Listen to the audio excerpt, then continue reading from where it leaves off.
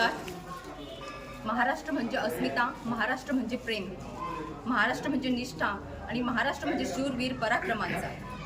हा अशा विविधतेने नटलेला माझा महाराष्ट्र आणि आज 1 मे महाराष्ट्र दिन आणि तसेच कामगार दिन म्हणून साजरा केला जातो. या महाराष्ट्राला एवढं नवं रूप आलं ते या माझ्या कामगार बंधूंमुळे. ज्या वेळेला हे कामगार आपला परिसर स्वच्छ ठेवण्याचं काम करतात तेव्हाच आपण हा एवढा सुंदर परिसर बघू शकतो. एखाद्या सुंदर परिसराच्या आपल्याला नजरेत भरतो तो सुंदर परिसर, पण त्याच्या मागे यांचं कार्य, यांचं काम असतं, यांनी गाळलेला घाम असतो. मी माझ्या या कामगार बंधूंना आज एवढंच सांगेन की आता ऊन सर्वात जास्त आहे.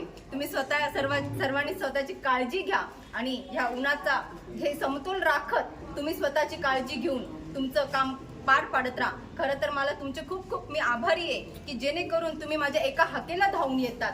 सर्व हे कामगार बंधू, मला यांचा खूप अभिमान आहे आणि असाच नेहमी कामगारांचा जय जयकार होत राहो. आणि ह्या निमित्ताने जाधव परिवार नेहमी असे उपक्रम राबवत असतो.